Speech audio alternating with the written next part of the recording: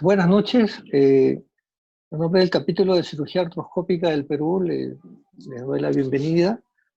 Mi nombre es Oscar Sosa, trabajo en el Hospital Almenara y voy a ser el moderador en esta sesión del mes, este webinar del mes del capítulo. El tema a tratar ahora es actualización en lesiones del manguito rotador.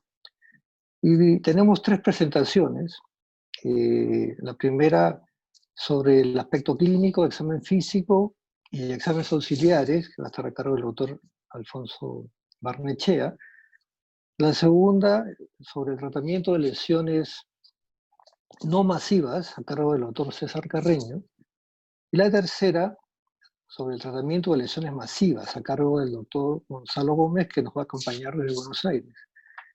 Solo para tener una idea, el doctor Alfonso Barnechea, que va a ser el primer expositor, es traumatólogo del Servicio de Miembro Superior y Rodilla del Hospital Nacional Legado Rebagliati, traumatólogo de la Clínica San Felipe, miembro de la Junta Directiva del capítulo de cirugía artroscópica y también miembro de la Junta Directiva de la Sociedad Peruana de Ortopedia y Traumatología.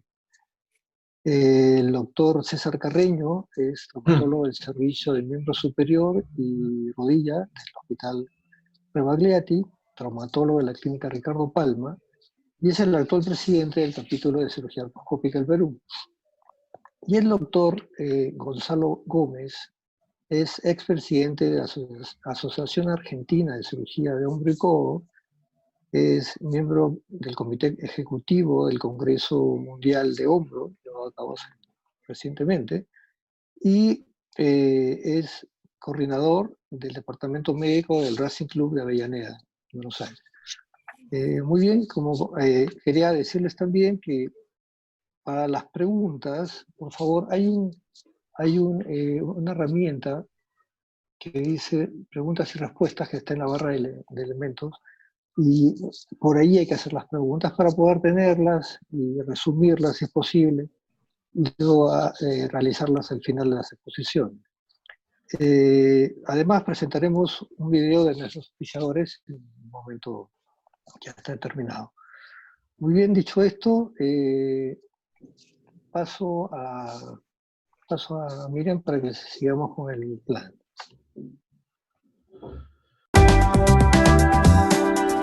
The TenoLock dual expanding tenodesis anchor allows for a fast, easy, and reproducible technique. To begin a subpectoralis biceps tenodesis procedure, arthroscopically release the long head of the biceps at its insertion point on the superior labrum. Make a 3 cm incision centered over the palpable inferior border of the pec major muscle belly. Then dissect through the skin and fascia to the pec major tendon insertion on the humerus. With proximal retraction of the pec major, the long head of the biceps tendon will be located just medial to the pec major insertion. Next, place a drill tip guide pin centered within the bicipital groove, 20 mm from the inferior border of the pec major tendon insertion. An 8 mm badger drill bit is placed over the guide pin and then drilled 20 mm or unicortically to create a socket. Measure and mark the tendon 20 mm from the musculotendinous junction or the created socket. Then pass the biceps tendon through the hyphae suture loop at the leading edge of the TenoLock implant. Align to the 20 mm marking and then tension and cleat the suture to secure the tendon to the implant. Orient the biceps tendon so that it exits the bone inferiorly toward its distal insertion point. Insert the implant while maintaining the same angle of approach used during drilling. Then, deliver the implant and tendon construct into the socket with light malleting until the laser line is flush with the humeral cortex. While holding the delivery handle firmly, turn the knob clockwise to deploy the TenoLock anchor. An audible pop sound signals the implant has fully deployed. Note that the TenoLock offers dual fixation, expanding both cortically and subcortically for secure repair. Next, disengage the driver from the implant. Loosen the cleated sutures and remove the driver. Now cut the excess tendon. Multiple half hitches can be tied. Then cut the remaining suture. The final construct shows the biceps tendon implanted into the humerus and on both sides of the Teen-O-Lock dual expanding tenodesis anchor.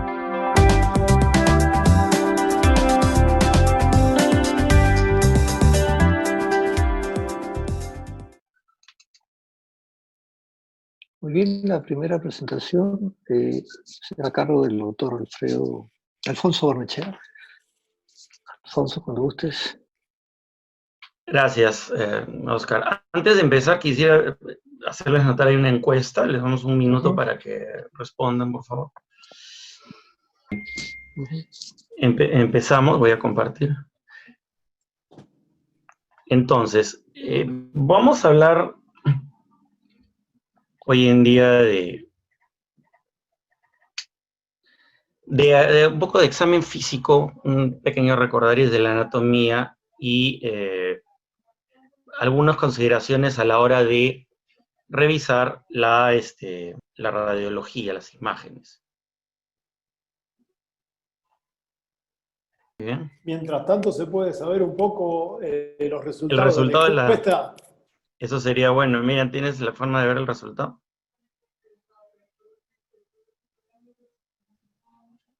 Sí, doctor. El 77% vota por sus hallazgos al examen físico. Bien. ¿Y después qué otro resultado? 45% la historia del paciente, 40% las imágenes de la lesión, y el último, que es 22%, el informe de la resonancia. Bien. Razonable, muy bien. Ahí está. Bien. Entonces, ahí están los resultados de la encuesta. Entonces, para avanzar,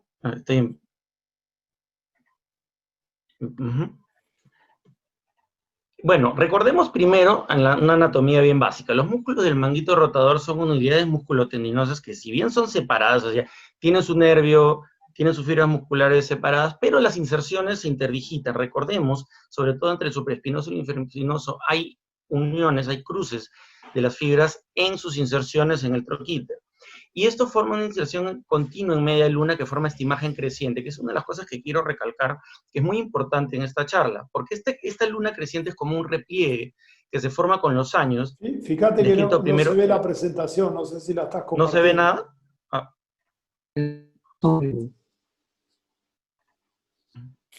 A ver. Entonces,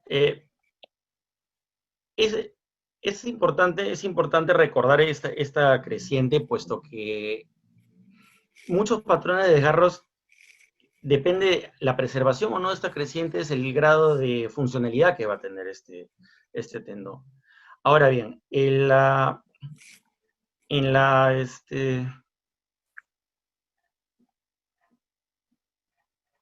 ¿ahí se ve? Excelente. Sí, mejor.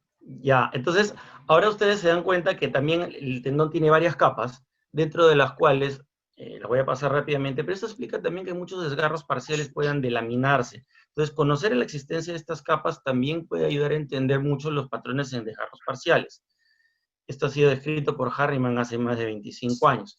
Esta otra imagen es importante, es un estudio japonés de Mochizuki y su grupo, en el cual describen, por ejemplo, pueden ver cómo la inserción del supraespinoso, que es la clara, es mucho menos grande de lo que se pensaba. Incluso miren que el infraespinoso como abarca en el troquíter superior mucho más. Entonces, esta es la razón también porque muchos desgarros del supraespinoso, cuando el infraespinoso está indemne, puede haber mucha función preservada de abducción, cosa que a veces se pensaba que si no había supraespinoso se iba a abolir la función de abducción. Y este otro concepto también es importante, como usted puede ver que en amarillo está la inserción del footprint del tendón, pero este espacio en rojo, el C1, C2, C3, es la inserción capsular superior, que es tremendamente importante, puesto que no solo refuerza y está adyacente a la inserción del tendón, sino que su integridad también es uno de los conceptos que va a llevar al manejo en desgarros masivos. Entonces, conocer estas inserciones es tremendamente importante. Ahora bien, biomecánicamente el movimiento del hombro, sobre todo rotación, se da porque hay contracción compresiva simultánea de todos los tendones del manguito que pegan la cabeza hacia la glena, y este apoyo crea un punto de apoyo de palanca, un fulcro, que va a hacer que ya los otros músculos puedan realizar el movimiento. Esta contracción puede ser simétrica o puede ser asimétrica, sobre todo en rotaciones. Entonces, un tendón va a rotar al mismo tiempo que comprime. Y esto es como las riendas de un caballo, como pueden ver aquí. Y esto también se da gracias a la existencia de pares de fuerza, tanto en el eje superior, entre el deltoides y el mango superior, y en el plano transversal, entre el mango anterior del subescapular y el mango posterior entre el infraespinoso y el redondo.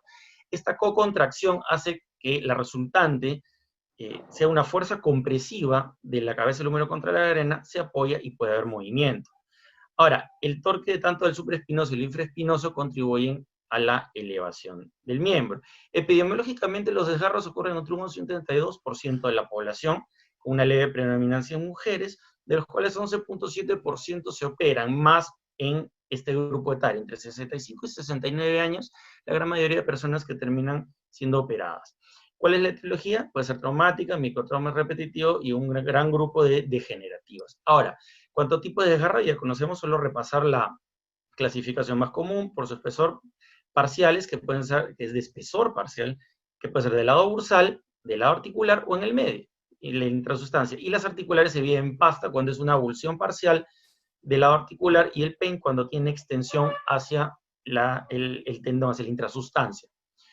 Y luego las totales que se clasifican por, de pequeñas a masivas. Entonces, por amplitud, ya no yéndonos a totales, las podemos clasificar en pequeños menos 1 centímetro, medianos entre 1 a 3, grandes 3 a 5 y masivos. Ahora bien, factores de riesgo para desarrollar: lesión contralateral, más del 50% de probabilidades de desarrollar desgarro, el ángulo crítico mayor a 35 grados, como pueden ver en este ejemplo, trauma agudo repetitivo y, naturalmente, a mayor edad, más chance de desgarro. Ahora, las lesiones generalmente progresan. Las parciales, 80% de ellas aumentan, sobre todo si es que son más del 50% de grosor del tendón, y 20 a 26% se convierten totales en un promedio de un año. Es un factor que hay que tener en cuenta. Y el estrés en los tendones en estos desgarros parciales se concentra de diversas formas. Como pueden ver en esta imagen, es un tendón normal con elementos finitos, donde las zonas más amarillas son donde más se concentra el estrés. Miren, en las articulares el estrés se mantiene medianamente igual que en un tendón normal, y las bursales intrasustancias, en cambio, tienen una concentración muy diferente. Por eso es que estas, sobre todo las bursales, progresan más que las articulares. Y esta es una intrasustancia que tiene un patrón más similar al tendón normal. Ahora, en cuanto a la clínica, que es lo que nos atañe hoy, naturalmente el dolor, algunos pacientes pueden ser asintomáticos, pero luego volverse un dolor episódico y después ya se torna permanente conforme avanza la enfermedad. La limitación a la movilidad puede ser tanto por el dolor o por la pérdida de fuerza, el producto de las lesiones, y se asocia con contracciones cervicales y escapulares muchas veces por las alteraciones en el movimiento de estos músculos. Ahora hablemos de examen físico, y aquí sí quiero recalcar un poquito: todo examen físico de manguito rotador debe empezar con una inspección y con el examen del cuello. Hay que examinar, puesto que primero que hay muchos diagnósticos diferenciales, como hernias cervicales, radiculopatías, que pueden simular dolores de hombro, o pueden añadir dolor al dolor causado por un manguito rotador. Entonces, inspeccionar, fijarse con contracturas, vigilar la escápula, palpar si hay crépito, si hay atrofia muscular. Sobre todo en desgarros masivos pueden encontrar atrofia muscular en la zona del infraespinoso y el subescapular, y naturalmente una simetría del bíceps, eso en casos de que haya algún desgarro. En el caso de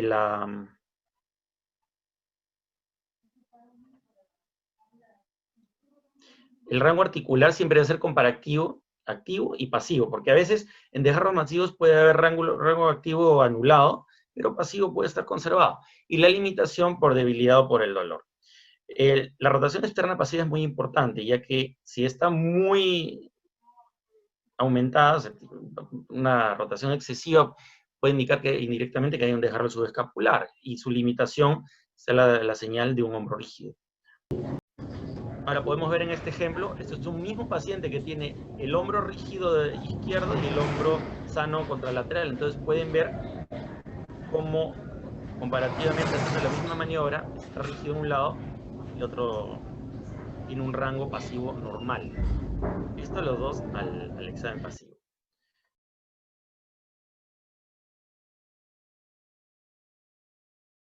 Ahora, cuando hablamos del tendón del supraespinoso, en la maniobra de Nier, que se debe hacer con el hombro siempre en la escápula fijada y el hombro con la mano en rotación interna, y es la aparición de dolor.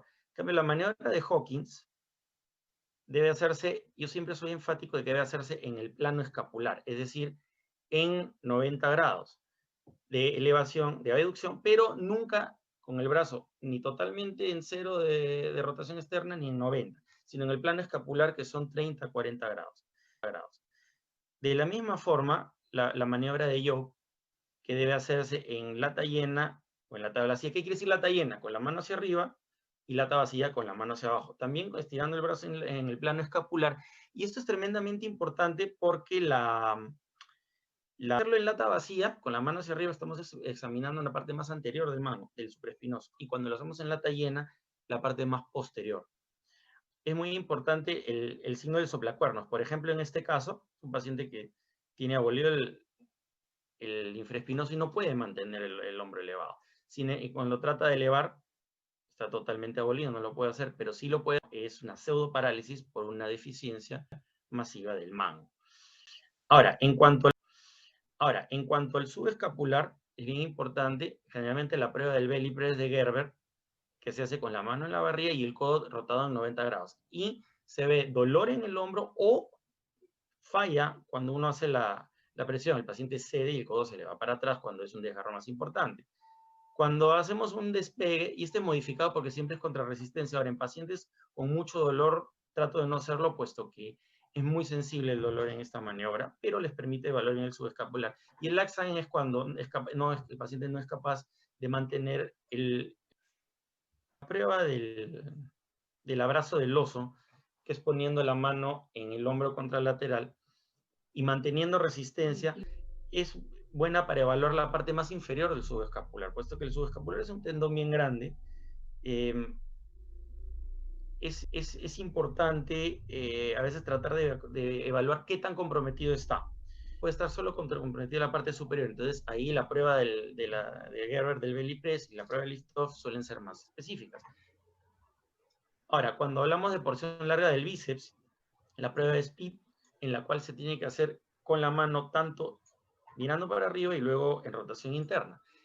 El hecho de que disminuye el dolor en rotación interna es un signo positivo. Y es importante examinar el bíceps cuando estamos evaluando manguito, principalmente porque puede ser un diagnóstico diferencial tremendamente importante y muchas veces está asociado a lesiones del supraespinoso o del subescapular.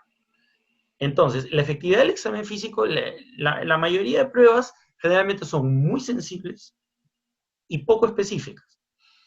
Y eso trae un problema, puesto que ninguna maniobra aislada es patognomónica o buena, pero combinar las pruebas aumenta hasta el 80-96% la posibilidad de diagnóstica. Por eso es que yo recomiendo siempre para cada diagnóstico hacer 2 a 3 pruebas por cada tendón.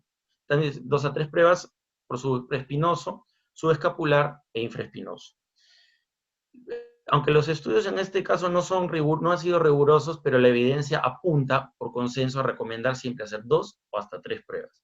Siempre interpretar la historia clínica y los exámenes auxiliares. Para terminar, quiero hablar un poquito de diagnóstico de imágenes. Entonces, la radiografía nos sirve más que nada en este caso, como pueden ver, para diagnosticar diagnósticos diferenciales, valga la redundancia del término. Por ejemplo, artrosis. A veces se piensa que el hombro está rígido porque no puede mover el mango. Sin embargo, lo que tiene es una artropatía degenerativa. La ecografía, que en buenas manos puede ser casi tan efectiva como la resonancia, sin embargo es muy operador dependiente y lamentablemente tiene que ser una persona muy experimentada para tener una confiabilidad en un buen diagnóstico de lesiones de tendones. Sobre todo a la hora de evaluar lesiones parciales, puesto que estas pasan desapercibidas en la ecografía más que las totales. Y la resonancia, que es tal vez nuestro patrón de oro hoy en día, tiene buena sensibilidad y especificidad, es superior al ultrasonido, por lo general. La artrorresonancia es buena, pero es igual que la resonancia normal en desgarros bursales. Intrasustancia puede a veces confundirse mucho con articulares o con bursales, entonces hay que tener mucho cuidado, sobre todo si uno entra ya con la artroscopía y no encuentra la lesión, debe sospechar que lo que vio probablemente sea una intrasustancia. Y en desgarros de más del 50%, en cortes sagitales, ahora les voy a mostrar un poquito, hay una baja ocupación muscular, y eso más que nada por retracción o por atrofia del músculo. Ocupación se refiere al hecho de cuánto de músculo llena la fosa, sea supraespinosa o infraespinosa. Entonces, por ejemplo, 3 vistas, para mí, a la hora de interpretar una resonancia, Para mí la mejora en la coronal, sobre todo al evaluar supraespinoso, el STIR. ¿Por qué? Porque, por ejemplo, pueden a la izquierda una T1 como el tendón se ve casi sin cambios, en cambio en el STIR pueden ver la tendinopatía, las diferencias, los cambios en la densidad. En el caso, por ejemplo, de este que les voy a estar mostrando, miren, en una T1 casi no se aprecia, y en la STIR está el desgarro. Entonces, me es tremendamente importante. Incluso pueden ver el compromiso de la clavícula distal aquí, un poco mejor. En la sagital, el signo de Larry, este señor de aquí, que ustedes lo conocen, el de los 3 chiflados, si ven, este señor tenía una pelada típica al centro y pelo a ambos costados. Entonces, en una resonancia, un corte sagital, en un desgarro total, miren, pueden ver cómo se ve este hueco entre los dos mechones de infraespinoso y de subescapular. Eso es un buen ejemplo, sobre todo en desgarros totales medianos para arriba. Y en la axial siempre para que puedan ver el subescapular, que en este caso está desgarrado, el infraespinoso y redondo, que en este caso está conservado, y el bíceps y la corredera, acá tenemos un bíceps ligeramente aplanado. Entonces, también la resonancia les va a servir para interpretar esto, y van a hablar mis colegas luego, la infiltración grasa, que en esta, se ve acá en la fosa supraespinosa, en el corte sagital, normal van apareciendo estas manchas blancas en el tipo 1, el tipo 2, 3 y 4. Miren que está casi todo lleno de grasa. La retracción que puede verse en la coronal, el tendón lateral al borde de la glena, a la altura del borde de la glena, o medial al mismo, el tipo 3. Y la atrofia muscular que se ve también en el corte sagital, que hasta la fosa supraespinosa se mide trazando acá una tangente entre el borde de la espina y el borde de la coracoides, y se saca el índice, qué porcentaje del músculo llena toda esa área. Entonces, tipo 1, poca atrofia, el índice 0.6, 0.46 el tipo 2 y el tipo 3. Entonces, para llevar a caso hoy día, lo que quiero es que se lleven conocimiento anatómico y el qué tanto por eso los torneos son importantes para entender y para tomar las decisiones. Por otro lado, un examen físico completo y combinando maniobras. Eso es lo que les va a dar una efectividad mucho mayor para que puedan luego ir a las imágenes. Y mi recomendación es aprendan a leer sus imágenes siempre en correlación con lo que encuentren en los exámenes, en el examen físico. Entonces, es todo lo que les quería traer hoy día. Y les agradezco por su atención. Muchas gracias, Alfonso. Muy gentil. A continuación viene un video del afichador y luego la segunda encuesta.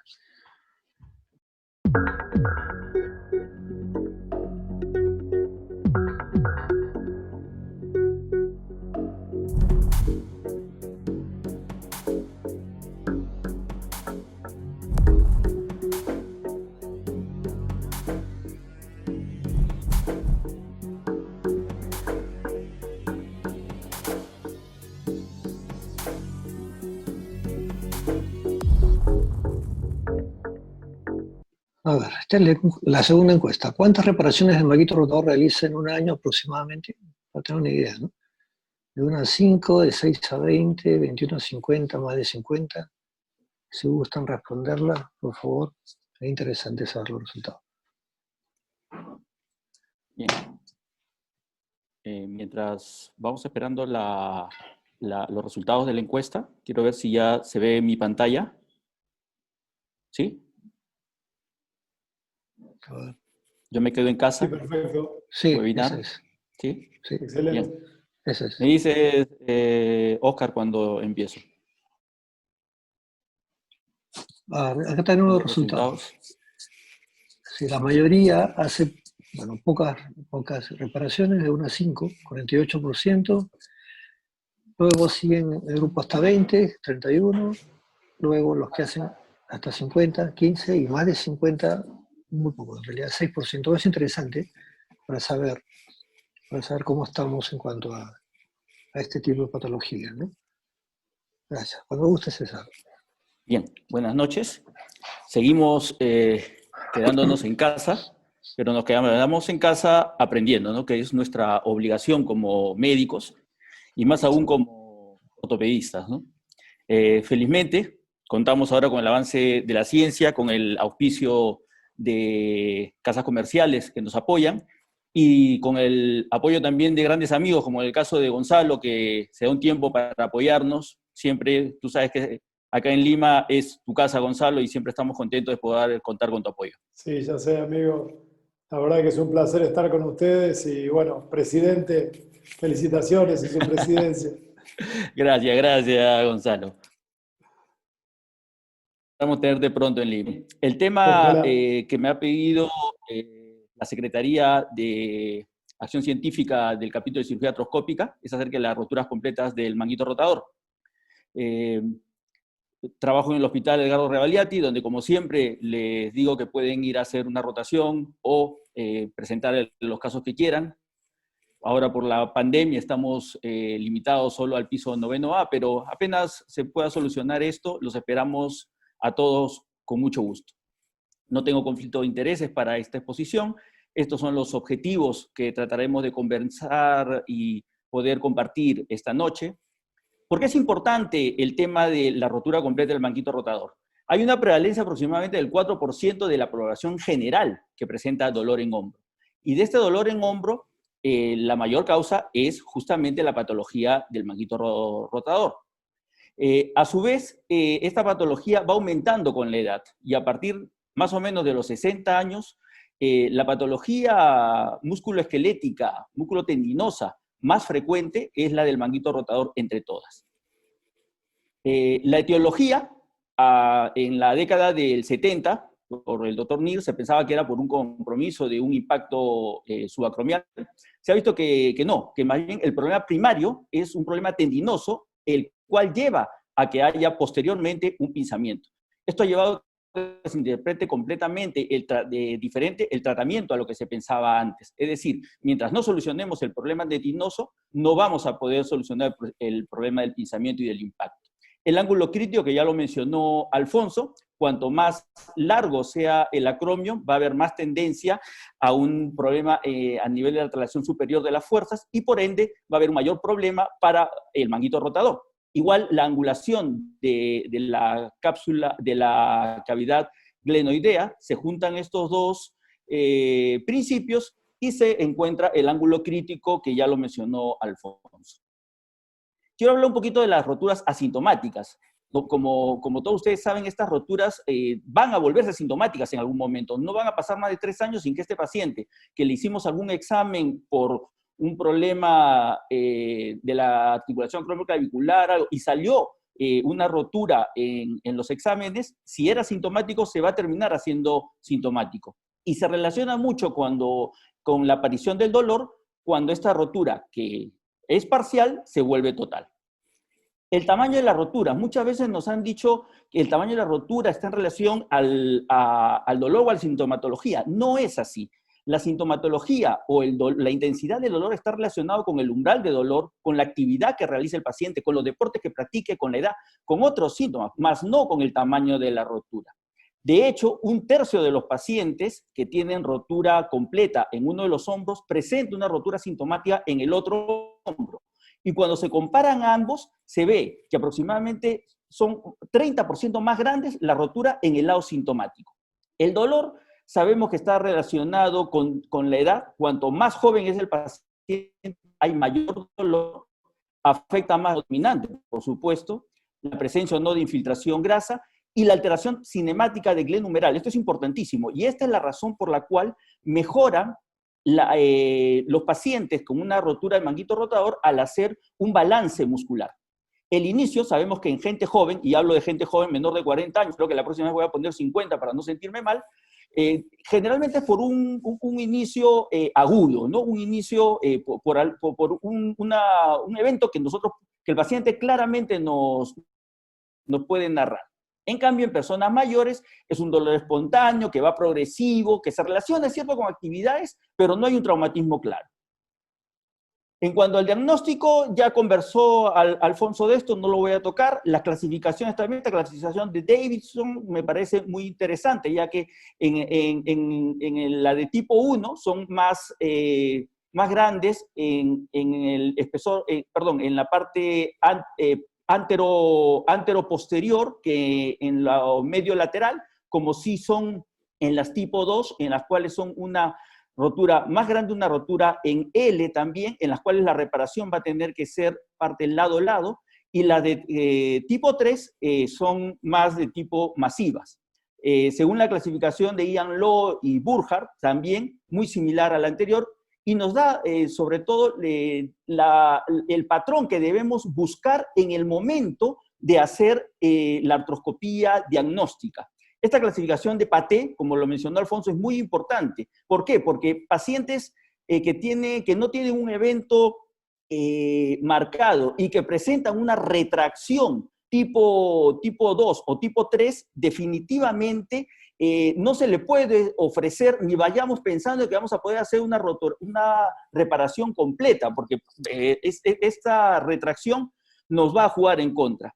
Esta clasificación de Collins que la realizó con un grupo de traumatólogos, entre ellos Gil Balch, me parece muy interesante porque nos habla no solo de los tendones que están comprometidos, sino el pronóstico y cómo van a estar relacionados a lo que podemos encontrar en la clínica. Por ejemplo, la tipo B y la tipo C se relacionan a que posteriormente hagan una pseudoparálisis. La tipo E se relaciona en que tenga una disminución de la rotación externa. La que mejor pronóstico aparentemente tiene la tipo A y tipo B. Y mucho cuidado en la parte anterior del manguito, donde la lesión del subescapular es sumamente importante en estos casos.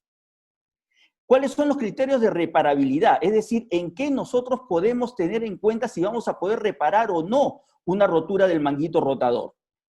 Un criterio muy importante es la retracción, como ya lo había mencionado. Si vemos que hay una retracción del manguito aproximadamente a nivel de la articulación acromioclavicular y que se va a retraer más, es muy probable que esa rotura no podamos repararla.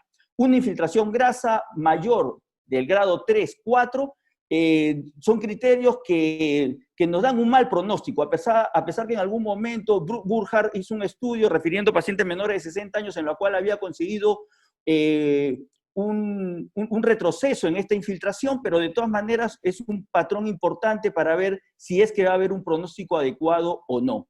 Un espacio acromio humeral disminuido que sea menor de 6, 5 milímetros es un mal pronóstico, ya que la cabeza está ascendida, que no esté centrada con la cavidad glenoidea o que haya artrosis, son criterios que no nos van a llevar a que podamos hacer una buena reparación o que el resultado no va a ser el adecuado. Y como lo mencionó Alfonso, una atrofia muscular, viendo que haya una disminución de este vientre. Estas lesiones sí son estos criterios son bastante importantes, porque esta atrofia muy pocas veces puede regresionar.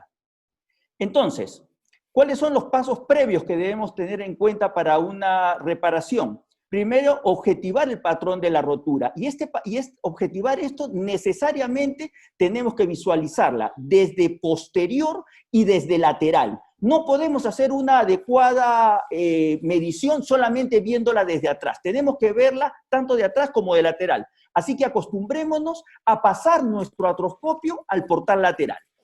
Posteriormente, lo que debemos hacer es palpar por varias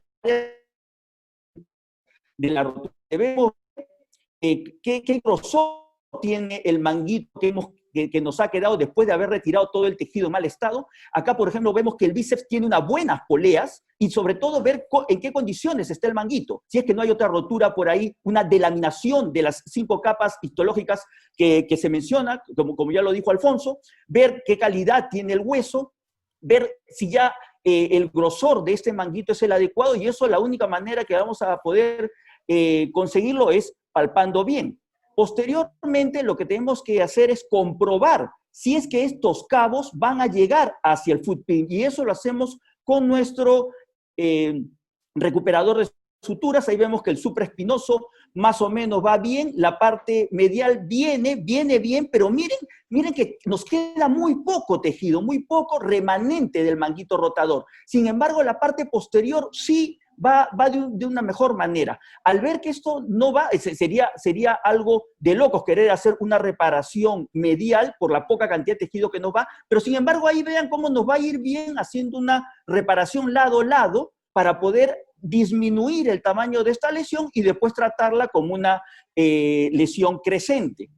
Otro paso previo que debemos hacer si es que esto no nos da buenos resultados, es la posibilidad de hacer liberaciones y dentro de estas liberaciones posteriormente hacer puntos de convergencia, convergencia de márgenes para poder disminuir el tamaño y que nos quede una lesión más o menos reparable, ¿no? Al momento de reparar la huella debemos quitar toda la parte fibrosa y hacer unas perforaciones. Les sugiero que siempre tengan a la mano un punzón como estos, con los cuales debemos hacer estas perforaciones y con esto vamos a generar la marea roja y ahí van a estar los factores de crecimiento, van a estar plasma de plaquetas y todo lo que ustedes quieran. Dentro de los factores que tenemos para saber si va a ser una rotura reparable, no reparable, y los criterios, están los factores intrínsecos de la rotura y los extrínsecos de la rotura. Entre los intrínsecos tenemos el tamaño de la rotura, que puede ser una rotura como esta, que todos quisiéramos que nuestra rotura sea de ese tamaño, como dice Gonzalo, da ganas de que fuera una pelota y meter el gol nada más, porque esa rotura nos va a ir muy bien, pero cuando nos encontramos con una rotura mucho más grande, ahí vienen los problemas. La mala calidad de los tejidos es importantísima. Desde que ya encontramos una mala calidad de tejidos, es muy probable que esa reparación, si logramos hacerla, vaya a haber una ruptura prontamente, retracción de los tejidos, como ya lo mencioné, infiltración grasa también, atrofia muscular y el ascenso de la cabeza. Estos son los factores intrínsecos. Y dentro de los factores extrínsecos tenemos la edad, pero no la edad cronológica, sino la edad que tenga el paciente. Hay gente de 60, 70 años que hace mucho deporte, muy activa, y hay gente de 40 años que parecen de 70. Entonces, la edad, lo importante es la edad que tenga biológica cada paciente. Las condiciones adecuadas, enfermedades concomitantes, si es fumador va a tener más problemas. También, si es que esos pacientes que nos vienen a buscar en octubre para que lo operemos en noviembre y en enero ya quiere estar en la playa corriendo olas, son pacientes que no van a ir bien. En estos casos, mejor digamos, ¿sabes qué? Pasa bien tu verano, regresa en marzo y te opera en abril. La técnica quirúrgica, por supuesto que es la que debemos siempre estar nosotros actualizándonos. La actividad en la reparación depende mucho, no solamente de la mano del cirujano, sino también de la elección de adecuados implantes y la rehabilitación. De todos estos criterios extrínsecos y extrínsecos que les he mencionado, solo la técnica quirúrgica y la estabilidad de la reparación son variables dependientes del cirujano. Estas son las alternativas que hay para que nos quede una sutura tendinosa sin tensión. Debemos hacer una limpieza subacromial adecuada, una liberación capsular, como se ve en ambas fotos, tanto por arriba como por abajo del manguito rotador. Si no logra venir bien el tejido, hacer una apertura del intervalo rotador en la parte anterior y una resección del ligamento coracumeral, pero no total. Hacer una traslación de posterior a anterior, como lo dijo Alfonso, los estudios de Mochizuki han demostrado que casi siempre van mejor de atrás hacia adelante, una apertura del intervalo posterior, es decir, lo que va desde el tejido que une el infraespinoso con el supraespinoso, e inclusive una medialización de la huella ósea. Con todo esto, muchas veces no podemos hacer una reparación, y es el momento en el que debemos decir, esta rotura es irreparable. Importante la longitud del tendón remanente. Si este tendón no tiene menos de 10 milímetros, es muy probable que al momento de hacer nuestra reparación, de pasar nuestro punto, estemos llegando a la parte miotendinosa, como lo vimos en el vídeo, que nos quedaba poco remanente. Entonces, lo que va a pasar ahí es que estamos condenando a que haya una reruptura a nivel de la unión miotendinosa. Así que mucho cuidado con el remanente que tenemos. La idea es recuperar pacientes, no hacer reparaciones que no van a ir bien. Es por eso que estos estudios nos refirieron que generalmente las rerupturas, cuando se hacía una reparación de fila única, se iban principalmente a la inserción. En cambio, las rerupturas, cuando habíamos hecho una reparación en doble fila, se iba a la unión miotendinosa. Cuando hacemos reparaciones simples, tener en cuenta de que debemos tener anclas doblemente cargadas o triplemente cargadas. Todas las empresas ahora nos dan muy buenas suturas. Cuando hacemos fila única, es muy probable que nos vaya bien haciendo un punto MAG, los puntos MAR3, o una reparación inclusive con puntos simples. Ya estudios de Don Johnson y de Alan Barber han demostrado que puntos simples son tan buenos resistentes como suturas con colchonero y punto simple. Por mucho tiempo se ha estado preguntando si la reparación a doble fila es mejor que la fila única. No voy a tocar este tema porque creo que ya mucho se ha hablado, ya está completamente demostrado que en la teoría, biomecánicamente, es mejor la fila doble, pero que en la práctica da buenos resultados. Yo creo que cada uno tiene su indicación. No pensemos que una es mejor que otra. Esa discusión ya pasó a la historia. Cada lesión, así como hay una personalidad de las fracturas que nos hablaban nuestros maestros en la residencia, yo pienso que también cada rotura del manguito rotador tiene su propia personalidad.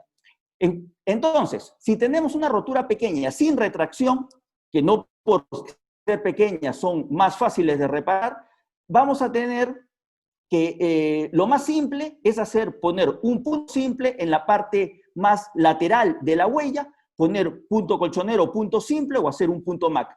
Podemos intentar hacer una doble fila, es cierto, pero por querer hacer doble fila, por querer poner el punto más medial, a veces ocurre esto, es difícil colocar, no vamos a sacar tejido sano, a veces no vemos el punto, poner el ancla se nos hace un poco más difícil, entonces entramos en un dilema, ¿no? Cuando con un punto simple se va a poder reparar muy bien, como lo mencionamos, la huella va a ser reparada completamente, siempre y cuando sea una rotura, como ya lo mencionó en su clasificación Alfonso, y sin retracciones. Si es una rotura mediana o grande, sin retracciones, por lo general esta rotura grande va a tener problemas en lo que son las poleas, y va a haber una inestabilidad de la porción larga del bíceps. En este caso vamos a hacer una tenotomía o una tenodesis, dependiendo del caso, que no es cuestión de esta charla conversarlo. Luego de la tenotomía o tenodesis debemos reparar el manguito rotador. Si es una rotura grande, lo que se recomienda es hacer una doble fila, puede ser con 2 anclas mediales. Debemos confirmar que el tendón venga a hacer una tracción adecuada, que no sea a tensión, que venga bien, poner 1 o 2 anclas mediales, como lo mencionaba, y poner 1 o 2 anclas laterales, dependiendo el tipo de lesión que tengamos. Es importante que tengamos en cuenta la calidad del tejido. Si es un tejido de mala calidad, hagamos lo que le hagamos, probablemente ya eso no está en nuestras manos. La biología del tendón no va a estar en manos del cirujano. Si hacemos una doble fila, me gusta mucho usar esta ancla Pop Lock. Siento que da un buen soporte, siento que se puede trabajar bien, no se tensiona tanto la sutura para la doble hilera y podemos manejarla con mucha tranquilidad. La idea final de la doble fila es que tengamos una reparación, como en este caso que fue unas 2 anclas mediales y una lateral, pero la configuración depende de lo que nosotros encontremos en el momento de la cirugía. El problema viene acá, cuando es una rotura grande, pero con retracción. Ojo, no estamos hablando de roturas masivas. La parte más fea se la hemos dejado a Gonzalo para el final. Pero cuando es una rotura grande y con esta retracción debemos tratar de liberar, ¿para qué? Para que no tengamos una rotura a tensión.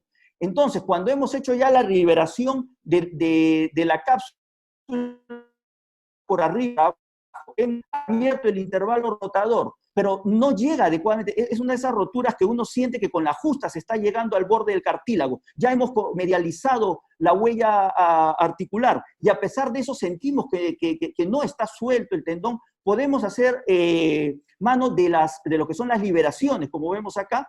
Importante es que nos guiemos en la parte posterior por la espina de la escápula, ¿no? Si no nos dirigimos bien a la espina de la escápula, no vamos a hacer una adecuada liberación tanto del tendón supraespinoso y del infraespinoso, y lo único que vamos a hacer es una rotura grande convertirla en una rotura masiva. Entonces, hasta que no nos ubiquemos bien, no debemos intentar hacer estas liberaciones. En la parte anterior nos guiamos por la base de la coracoides, igual podemos liberar esta zona, luego que se haya liberado, probamos cuánto viene y recién ahí decidimos si vale o no la pena hacer una reparación con doble fila o con fila única.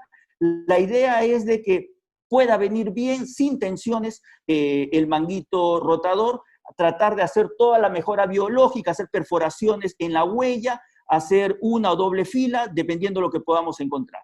Entonces, la idea es de que si tenemos suerte y podemos hacer una liberación adecuada, colocar nuestras anclas, poder hacer una reparación, poner puntos lado a lado, y ojalá que podríamos hacer esto.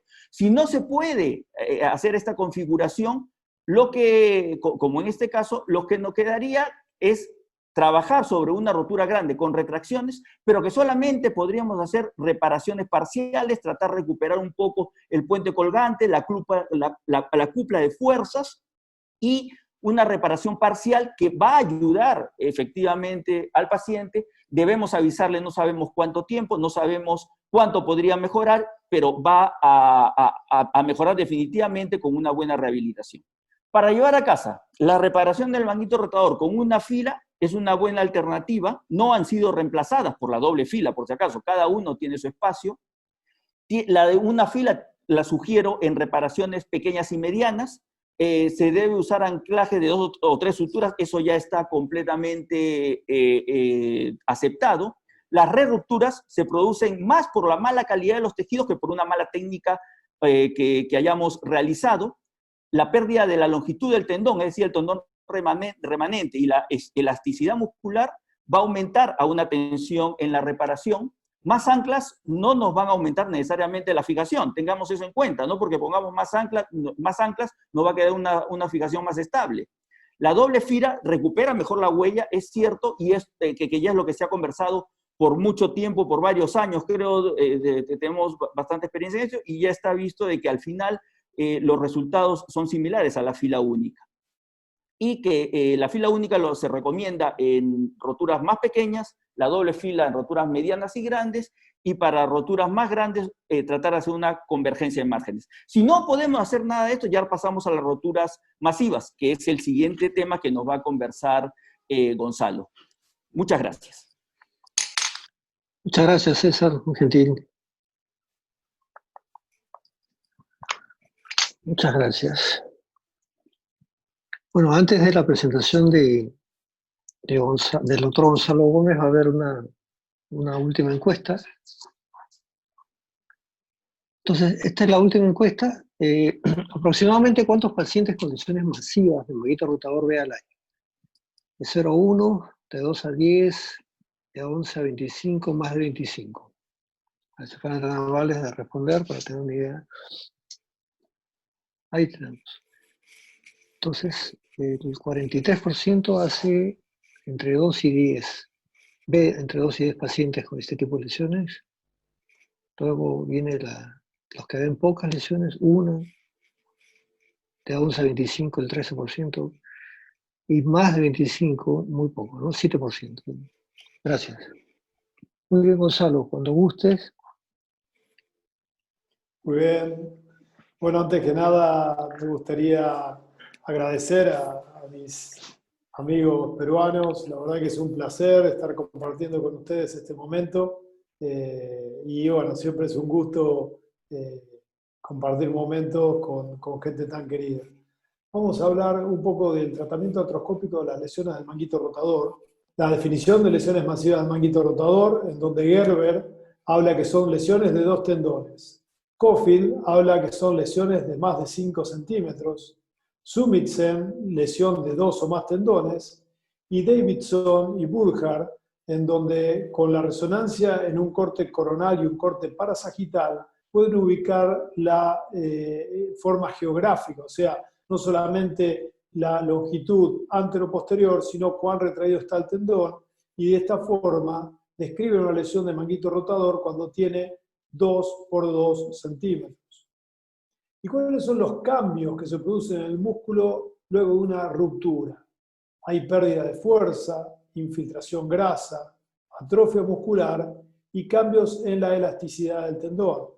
Y esto es precisamente lo que veíamos en la imagen, una pseudoparálisis en donde el paciente no puede levantar el brazo y no puede mantener una posición de abducción-rotación externa, donde se cae el hombro, la rotación externa, y se llama External Rotation Lag Sign, y es la incapacidad para tener fuerza en los rotadores externos, y este es un signo de mal pronóstico para las reparaciones del manguito rotador.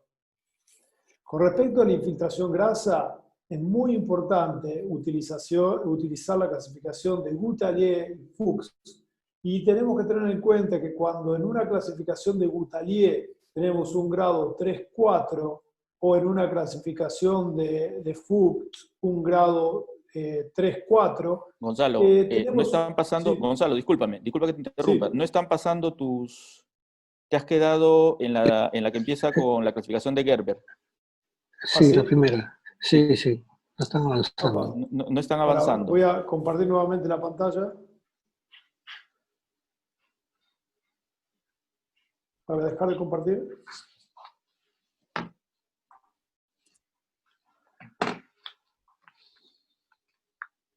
Ahí estamos. Sí. Ahí se ve.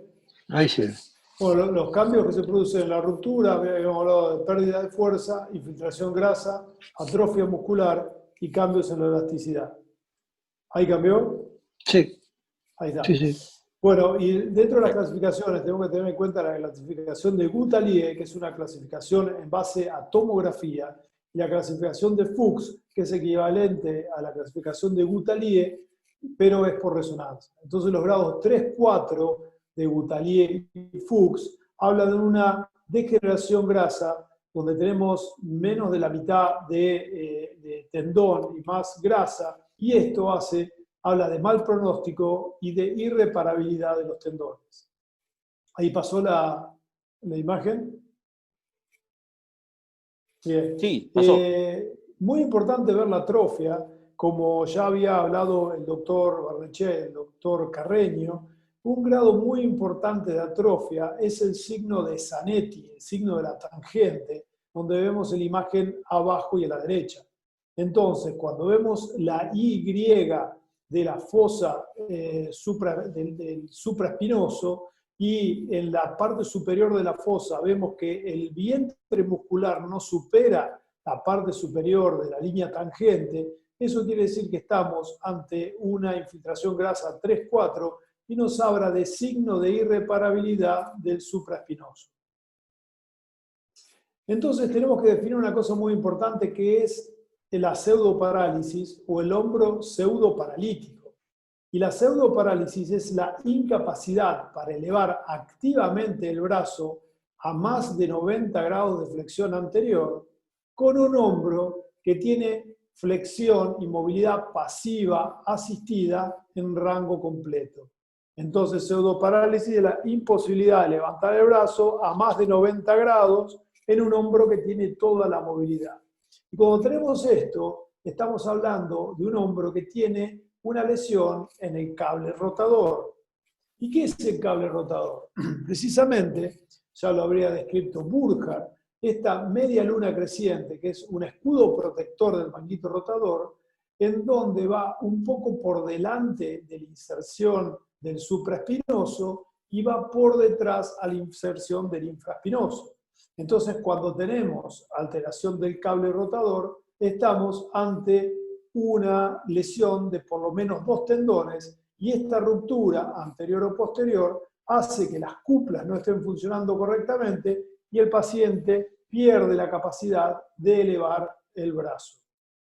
Así como ya había hablado el doctor Barnechea, tenemos la cupla coronal descrita por Inman en 1930 y la cupla transversal, en donde Jan Loh y Burkhardt publicaron en 2003, en donde la relación entre el subescapular y el infraespinoso y redondo menor por detrás hacen que la energía de estos dos músculos, o sea, la cupla transversal, pueda elevar el brazo.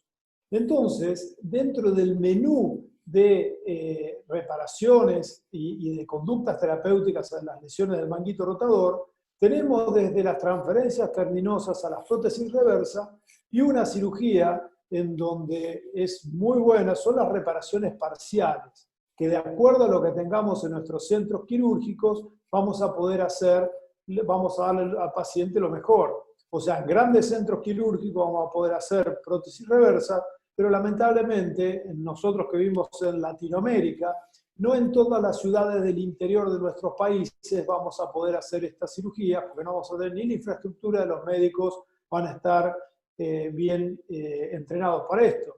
Entonces, en estos pacientes, las reparaciones parciales, recuperando la cúpula, el subescapular y el infraespinoso, pueden ser muy buenas cirugías para estos pacientes que no pueden ser derivados a esos centros de gran tecnología. Entonces, fíjense cuál es el menú de conducta terapéutica para los pacientes con lesiones masivas del manguito rotador. El tratamiento no quirúrgico, kinesiológico, puede ser un buen tratamiento. El debridamiento y la descompresión subacromial, la tenotomía y tenodesis, la tuberoplastía, las transferencias tendinosas que en los últimos años han tenido mucho más auge porque han mostrado mejores resultados, las reparaciones parciales, recuperar las cúpulas y dejar la cabeza, la parte superior, sin una cobertura, puede ser un buen tratamiento de acuerdo a las herramientas terapéuticas que encuentra el cirujano en su centro. Los parches y augmentaciones biológicas, o sea, ponerle algo a la parte superior del manguito rotador, o mejor dicho, de la cabeza del húmero. Los espaciadores subacromiales, como el InSpace, en donde se infla una goma, un globito por arriba de la cabeza del húmero. Las reparaciones capsulares superior, una conducta terapéutica que puede ser muy buena y es mucho más barata que una prótesis reversa en pacientes jóvenes y activos, y la prótesis reversa es el menú. Por eso, decir que a los pacientes hay que hacerle todo reparaciones capsulares superiores o prótesis reversa no es adecuado, ya que esto depende de lo que cada cirujano tiene en su lugar de trabajo. Lo que es muy importante, que cada cirujano le pueda entregar lo mejor de lo que uno tiene a los pacientes. Y así tenemos que ver cuáles son los signos de irreparabilidad, que ya el doctor César Carreño estuvo hablando, en donde los signos de irreparabilidad son una luxación estática y dinámica anterosuperior de la cabeza, o sea, la cabeza se escapa para adelante. Es tanto el ascenso de la cabeza humeral que va hacia adelante y hacia arriba. La pseudoparálisis crónica, donde el paciente no puede levantar el brazo, generalmente es un paciente que levanta la escápula y no puede levantar el brazo. El signo del soplador de trompeta, en donde el paciente no puede mantener esta posición en rotación externa y el brazo se le cae. El intervalo acromio humeral menor de 7 grados, 7 milímetros, o sea, el ascenso de la cabeza humeral, en donde está tan ascendida, entre la cabeza humeral y el acromion hay menos de 7 milímetros. Y lo que ya habíamos dicho, la infiltración grasa del infraespinoso y redondo menor, grado 3, 4 de Gutalier. Esos son signos claros de irreparabilidad. Y este trabajo de Bacena Mazán y Joaquín Sánchez Sotelo de la Mayo Clinic nos habla de las lesiones funcionalmente irreparables. Este es un trabajo muy importante que se los recomiendo, fue publicado el año pasado, en donde hay un algoritmo de tratamiento para lesiones masivas del manguito rotador. Pero hay un grupo de lesiones que se llaman funcionalmente irreparables, que son lesiones que nosotros vamos a poder reparar, pero a largo plazo van a fracasar, y este tipo de pacientes recomiendan las transferencias tendinosas. Entonces se les llaman las lesiones FRICT. ¿Y cuáles son las recomendaciones de estos pacientes que entran dentro de las lesiones funcionalmente irreparables?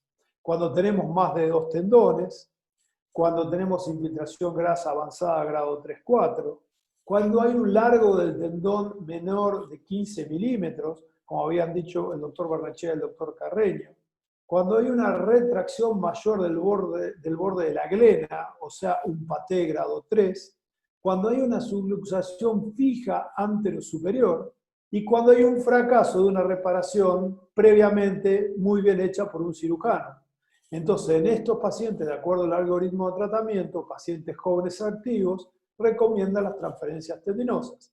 Pero es muy importante este concepto, lesión funcionalmente irreparable.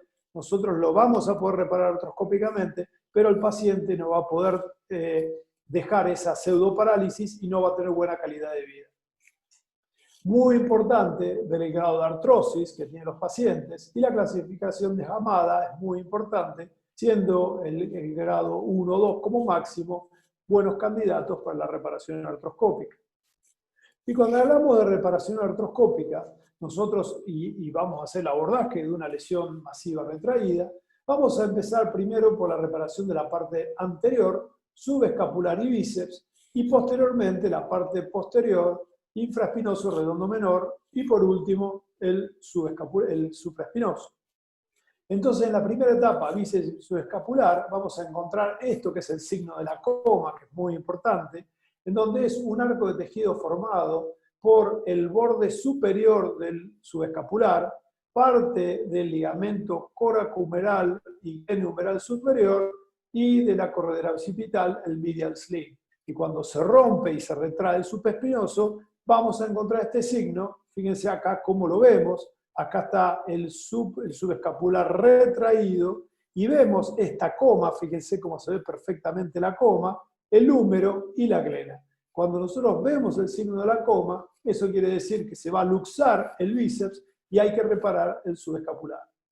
En la segunda etapa, infraespinoso y supraespinoso, vamos a tener que reconocer el patrón de lesión, movilizar los tejidos y realizar deslizamientos anteriores y posteriores, como lo describió el doctor César Carreño anteriormente. Tenemos que reconocer el patrón de tendón. Fíjense que anteriormente se hacían este tipo de reparaciones más heroicas. Heroicas quiere decir que funcionalmente pueden no ser reparadas y que el paciente no tenga buena, o sea, artroscópicamente puede ser reparada, pero funcionalmente a largo plazo no van a andar bien los pacientes. Y la tendencia ahora es hacer otro tipo de cirugías, como transferencias tendinosas o reparación capsular superior. Entonces, ¿qué hacíamos? Los interval slides, los deslizamientos.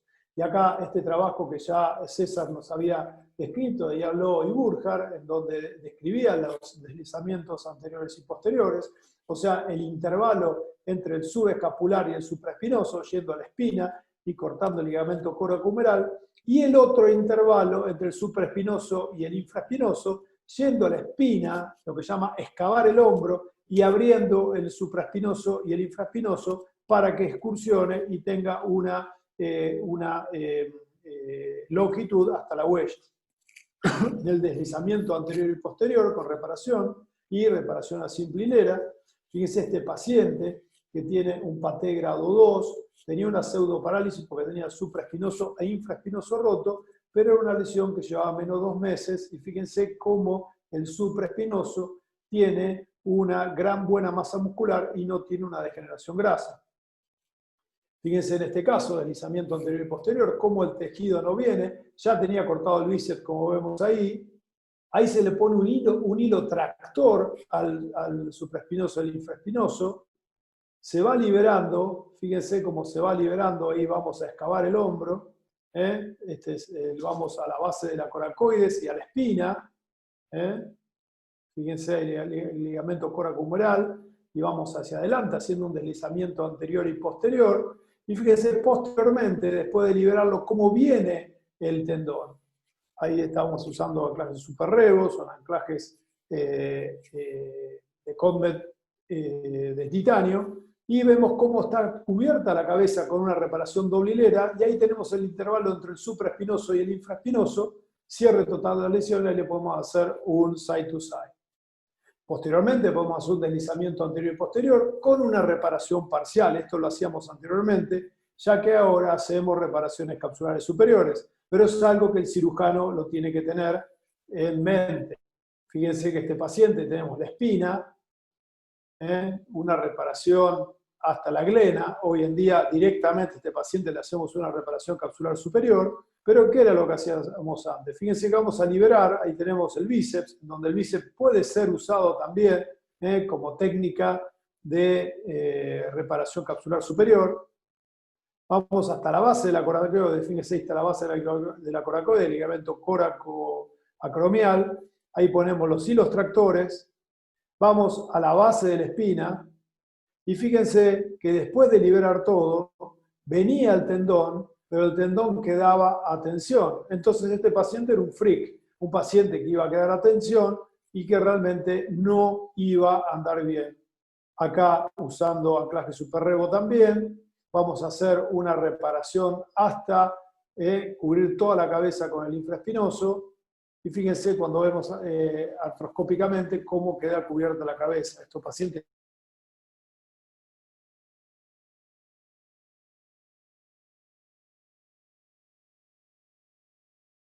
claros resultados clínicos de las reparaciones totales. O sea, los pacientes que pudieran hacer, los médicos que pudieran hacer reparación capsular superior, a estos pacientes le haríamos reparación capsular superior, y los pacientes que no, los médicos que no pudieran hacerlo, una buena técnica quirúrgica para ofrecerles son reparaciones parciales. Ahora bien, ya César Carreño nos había hablado de la reparación doble hilera. ¿Qué es la reparación doble hilera? Fíjense que tenemos 3 generaciones de reparaciones del manguito rotador. Entonces, en la primera generación son las reparaciones tras tendón, que se hacían a cielo abierto, y en donde se hacía un agujero en el húmero, se pasaba una sutura, y esa sutura aposicionaba el tendón contra el hueso, evitando los movimientos de fricción. Es un buen método de reparación a cielo abierto. Posteriormente, cuando en el advenimiento de los anclajes de sutura y la cirugía artroscópica, ahí con un anclaje se trataba de reproducir toda la huella, y esta es una reparación de segunda generación. Que, como bien dijo el doctor Carreño, para las lesiones pequeñas anda muy bien, pero cuando las lesiones son muy grandes y retraídas, la reparación con un solo anclaje pueden no ser suficientes. Por último, la tercera generación de reparación, en donde vemos que las reparaciones se pueden hacer con una doble hilera, en donde tenemos una doble hilera y reproducimos una reparación símil transóseo, donde tenemos una primera hilera y una segunda hilera. ¿Ahí me están escuchando? ¿Hola? Sí, sí, se te escucha muy bien, Gonzalo. Sí, muy bien, Gonzalo. ¿Me escuchan? Sí, todo bien. Sí, se escucha perfecto.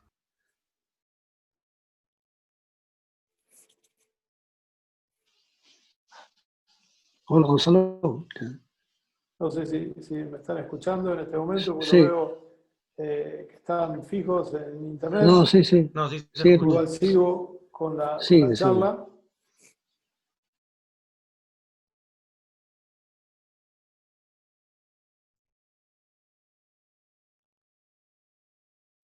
Gonzalo.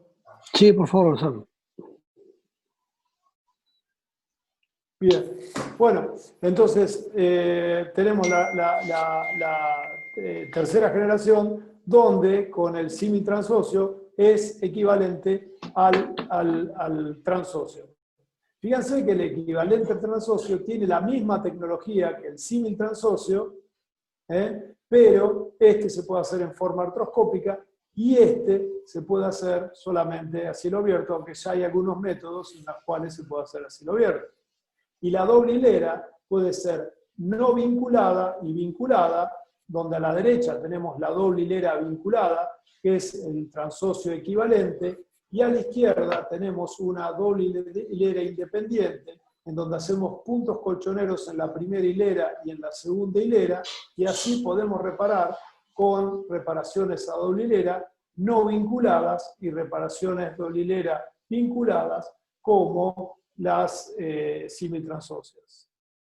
Con respecto a la anatomía, ¿por qué hacemos una reparación a doble hilera? Precisamente porque tenemos que remedar toda la zona de footprint. Tenemos que hacer todo el footprint nuevamente. ¿Para qué? Para que el paciente pueda llegar a tener una buena aposición del manguito rotador en todo el footprint. Y así, fíjense que cuando hacemos una reparación en una lesión grande con una sola anclaje, vamos a reproducir una lesión pasta, va a quedar una pasta residual, y como ya había dicho el doctor Barnechea, esto va a aumentar mucho la tensión en la reparación, tendiendo a una re-ruptura. Por eso es preferible en estas lesiones grandes hacer una reparación a doble hilera. ¿Y cómo se hace una reparación doble hilera? Fíjense que la primera hilera va a ir cerca de la unión entre el cartílago y el footprint, o sea, lo más medial al footprint. Primero se empieza en la parte posterior y después en la parte anterior. Ahí ponemos 2 anclajes cerca de la unión cartilaginosa.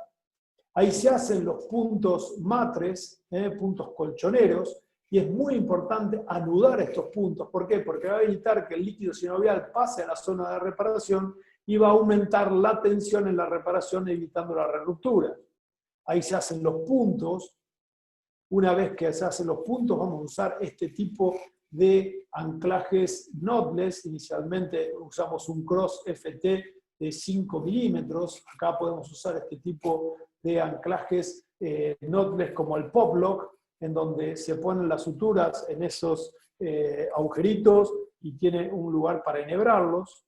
Enhebramos las suturas y vamos a usar, tenemos un pop lock de 4,5 milímetros, en donde es muy importante, en este sistema hay que darle la tensión adecuada y una vez que sacamos la espoleta roja y disparamos el sistema, queda la misma tensión. O sea, en estos sistemas nunca va a aumentar la tensión. Porque es muy importante en el símil transóseo no tener un aumento de tensión, porque si tenemos un aumento de tensión nos puede dar una necrosis en el tendón, cosa que es muy difícil de solucionar, porque va a haber una reruptura por la sutura.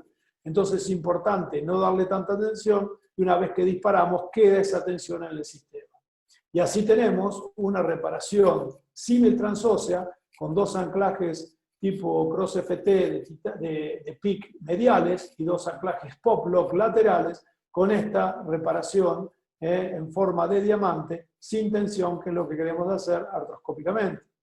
Y fíjense como en este caso, donde tenemos una paciente de 67 años que fue atacada en la vía pública, en donde le robaron la cartera, cae, pega en el hombro, y a las 2 semanas tenía esta reparación. Fíjense cómo se ve el signo de Larry, que el doctor Barnechea ya había descrito, había hablado con un paté grado 2-3 y sin una degeneración grasa con un Gutalier grado 0-1. Entonces fíjense lo retraído que estaba el supraespinoso y infraespinoso.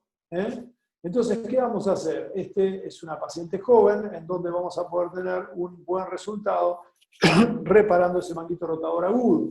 Fíjense cómo lo estamos separando al manguito rotador del deltoides y posteriormente estamos liberando el manguito rotador de la glena. Ahí estamos liberando el manguito rotador de la glena. Y vemos posteriormente de la liberación cómo el manguito rotador llega sin tensión al footprint. Entonces, en este caso, vamos a hacer la reparación en el infraespinoso y redondo menor. Vamos a usar esta pinza Concept Suture Passer, que es muy buena porque pasa directamente las suturas. Y primero vamos a reparar el infraespinoso. Posteriormente, a reparar el infraespinoso, vamos a hacer puntos colchoneros y no los vamos a cortar. Y ahí vamos a hacer esa segunda hilera con los pop lock, en donde vamos a colocar los pop lock y no los vamos a a cortar la sutura y no vamos a aumentar la tensión. Fíjense cómo queda esta doble hilera, ahí tienen la símil transóseo, con una reparación no a tensión y sin tensión en la tensión de los hilos. Una paciente que tenía una pseudoparálisis. Y fíjense posteriormente cómo se ve la reparación, la forma de la reparación, y fíjense en la resonancia cómo se ve toda la posición del manguito rotador sobre el footprint y cómo se ven los dos anclajes de primera y segunda hilera en la resonancia de control. Y así tenemos estos sistemas de reparación como el Cuff-Link Double Row Solution, donde podemos usar estos tipos de anclajes que son todo sutura, como el White Knot RC o el Cross FT, y tenemos distintos tipos de sutura. Esto es muy importante, donde tenemos el Suture Tape, que es del Hi-Fi Tape, que es de aproximadamente 2 milímetros de ancho, y esto hace que sea muy amigable y que no rompa el manguito rotador, o los Ribbon, en donde es de 1,3 milímetros. Entonces lo que tenemos son el Cross FT, el White Knot RC y el Pop Lock o los Cross FT knotless y la Concept, muy buena para realizar las suturas de la reparación. ¿Y qué es lo importante en este metaanálisis de biomecánica importante para una reparación? Un mayor número de suturas que atraviesan el tendón. Cuanto más suturas tengan el tendón, va a haber más puntos de fijación y no se va a rasgar el tejido. El número de puntos colchoneros que se le haga al manguito rotador va a aumentar la reparación. Las suturas con anclas versus las suturas anchas, versus las suturas estándar, o sea, el ribbon y el tape, que son más anchos que una sutura número 2, son mucho mejores y no desgarran el manguito rotador. Y está correlacionado con la fuerza de tracción y el gap, el mayor número de suturas y las suturas más anchas. Otro metaanálisis que habla de la reparación a doble hilera, donde la mayoría de los estudios mostraron una reparación doble hilera, con resultados significativamente mejores y una baja tasa de ruptura y una tasa mayor de cicatrización a favor de la doble hilera. Con respecto a la reparación capsular superior, ya Mihata había publicado su primer trabajo en American Journal of Power Medicine en el 2012, en donde en 8 cadáveres se evaluó la traslación superior del húmero, la presión subacromial y la fuerza glenumeral en un manguito rotador intacto, en una reparación que se hacía cortando el supraespinoso, en donde había ascenso de la cabeza humeral y disminución de la presión, en donde había reparación con patch y reparación capsular superior, y la reparación capsular superior disminuía la cabeza y disminuía la presión en el espacio subacromial. Posteriormente, en un arthroscopy Mihata del 2013, publica sus reparaciones capsulares superiores que hizo del 2007 al 2009, en donde en 24 pacientes y 24 hombres y 23 pacientes con edad por medio de 65 años y una lesión del manguito rotador irreparable, les hizo una reparación capsular superior con tensión de la fascia lata, donde mejoraba la elevación del brazo, donde había una mejoría de la rotación externa, la distancia entre el acromión y el húmero mejoraba y descendía la cabeza del húmero, no había progresión de artrosis, mejoraba el escoraces y había un 83,3% de integración del injerto. Posteriormente, este trabajo muy importante de Chris Adam y Burkhardt, en donde habla la importancia de la cápsula superior. Y fíjense en donde dice que la cápsula superior es la lesión esencial, o sea, la ruptura de la cápsula superior es la lesión esencial del manguito rotador. ¿Cuántas lesiones pasta, cuántas lesiones parciales que vemos en la cara bursal no son lesiones del manguito rotador, sino son lesiones de la cápsula? Y la cápsula es la que evita el ascenso de la cabeza humeral. Por eso es muy importante reparar la cápsula. En estos pacientes que tienen ascenso de la cápsula superior, es muy importante reparar la cápsula superior para evitar el ascenso. Fíjense en el trabajo de Chris Adams, en donde dejaban la cápsula y sacaban el manguito rotador, y en la imagen de la derecha, cuando se secciona la cápsula, asciende la cabeza, y esto, que es el efecto trampolín, es el efecto que produce la reparación capsular superior, evitando el ascenso de la cabeza humeral. Fíjense este trabajo de Mihata, en donde dice que el efecto de la reparación capsular superior tiene varios efectos. Un efecto espaciador del injerto, o sea, el injerto, el efecto propio que produce el injerto es evitar directamente el ascenso de la cabeza humeral. Tiene el efecto trampolín, que es depresor, o sea, si uno tensa la cápsula cuando la pone, evita que suba la cabeza del húmero. El efecto de las cuplas, porque correlaciona con las cuplas subescapular e infraespinoso. Nunca en la reparación capsular superior conviene hacer un side-to-side con el subescapular, pero sí hay que hacer un side-to-side con el infraespinoso. Y un efecto de compresión, de concavidad del manguito rotador, entonces produce un efecto de presión negativa para que las cuplas realmente funcionen correctamente. El debridamiento, ¿cómo se hace paso a paso una reparación capsular superior?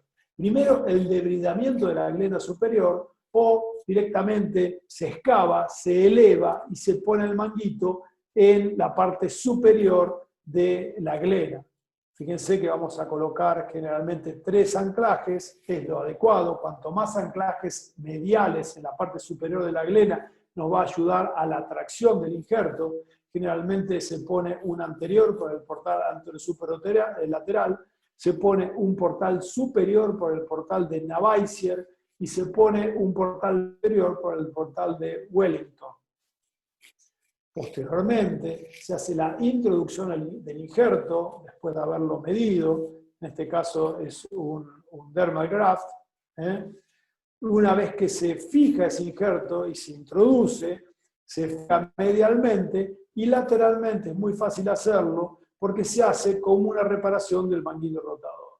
El consejo es cuanto menos suturas tengamos dentro de la articulación, más fácil va a ser la reparación. Ahí tenemos la cabeza del húmero, el injerto. Ahí vamos a repararlo en este caso con unos anclajes de PIC Cross FT. Ahí vamos a hacer con una suture passer los pasajes en el dermal. Vamos a hacer una reparación doble hilera y ahí estamos colocando un poplo. Y podemos hacer la reparación con el poplo posterior, doble hilera. Y ahí estamos haciendo la reparación con el infraespinoso, haciendo el side to side con el infraespinoso. Entonces vamos a tener esta visión lateral, con los tapes, y una reparación lateral, y una reparación medial. Ahora bien, ¿cuáles son los efectos biomecánicos que se producen entre los patches dermales y la fascia lata? Acá se compararon 8 hombros cadavéricos con utilización de fascia lata e injerto dérmico, para ver cómo funcionaba uno y otro, en donde la fascia lata restaura todos los valores. Y el injerto dérmico humano restaura los valores menos la traslación superior. Y aparentemente esto se produce porque el injerto dermal tiene una elongación del 15%, entonces como elonga, no evita la traslación superior y no hace un buen efecto trampolín. ¿Para qué? ¿Por qué? Precisamente porque asciende la cabeza del húmero. ¿Cómo se hace la toma del injerto? Es muy importante, es muy fácil hacer la toma del injerto de la fascia lata. Nosotros operamos los manguitos rotadores en decúbito lateral. Entonces, ya que el paciente está en decúbito lateral, vamos a limpiar y a poner aséptica la zona, no solamente del hombro, sino la parte lateral del muslo. Se hacen 2 incisiones transversales de aproximadamente 2 o 3 centímetros. La primera se hace a 20 centímetros de distancia entre una y otra, y a 4 centímetros del septum, 4 centímetros anterior del septum posterior del muslo. Una se hace aproximadamente a 15 centímetros del espina ilíaca anterior superior, y la otra a 10 centímetros del epicondilo lateral. Entonces se hace la primera, se libera abajo entre la piel y la fascia lata, se corta transversalmente la fascia lata y posteriormente empezamos a excavar con una pinza larga, sacándolo del celular subcutáneo y del músculo.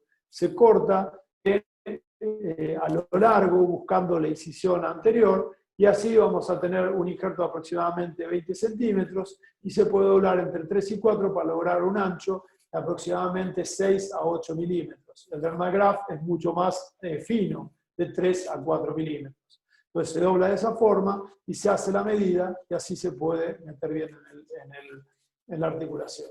Fíjense este trabajo de reparación capsular superior en reconstrucciones irreparables, una revisión sistemática del año pasado de la arthroscopy, en donde ve 5 estudios, 285 pacientes y 291 hombros, en donde la reparación capsular superior mejora la movilidad activa, mejora los scores de ACES y VAS, aumenta el intervalo acromio-humeral, o sea, baja la cabeza del húmero.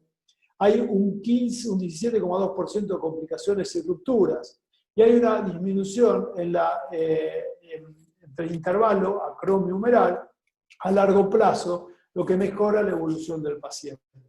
Pero se necesitan estudios más a largo plazo para evaluar a estos pacientes. Pero fíjense que la reparación capsular superior, en esos pacientes que tienen el supraespinoso irreparable, que anteriormente le hacíamos reparaciones parciales, reparábamos las cúpulas. Hoy en día tenemos este recurso que no es para todos los pacientes, ya que no es para pacientes que tengan una transformación gasa, un Gutalier grado 3-4 del infraespinoso y el redondo menor. O sea que si el paciente tiene bien las cúpulas subescapulares e infraespinoso y se pueden reparar, ese paciente se le va a poder hacer una reparación capsular superior. Pero si a esos pacientes las cúpulas subescapular e infraespinoso están alteradas, son candidatos para una transferencia tendinosa o una prótesis reversa.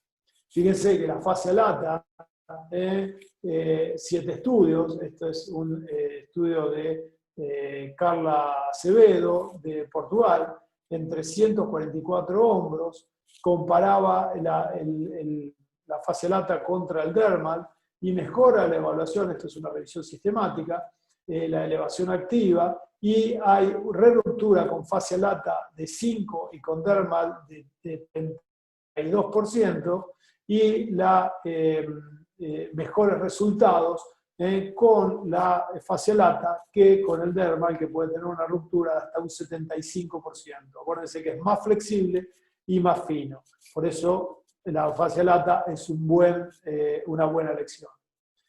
Bueno, como conclusión, evaluar el tamaño, la retracción, la infiltración grasa y la movilidad del tendón. Reparar las cúpulas, no tratar de hacer reparaciones heroicas, porque acuérdense que si funcionalmente no van a andar bien, esos pacientes los vamos a operar y a corto o mediano plazo van a continuar con dolor o con pseudoparálisis. Si el supra es irreparable, pero las cúpulas están conservadas, son buenos pacientes para la reparación capsular.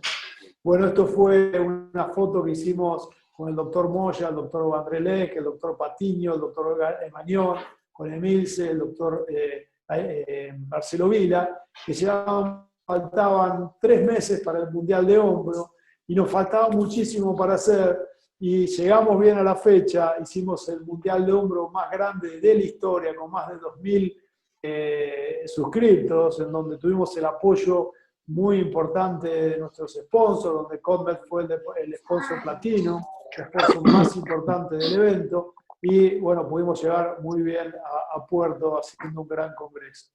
Posteriormente los quiero invitar a las personas que estén interesadas en hacer el fellow. Nosotros en la Argentina tenemos el único fellow universitario, que es nuestro fellow de SportsMed, que tienen rotaciones en clubes de primera división y tienen un título universitario por la Universidad de UCES.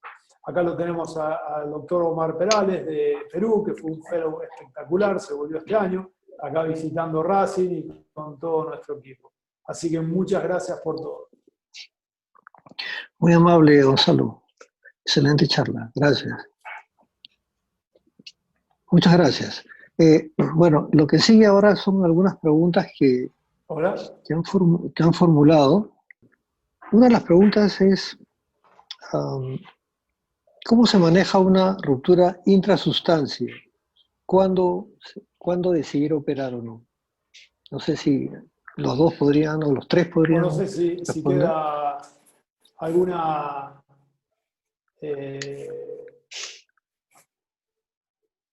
Dime, Gonzalo.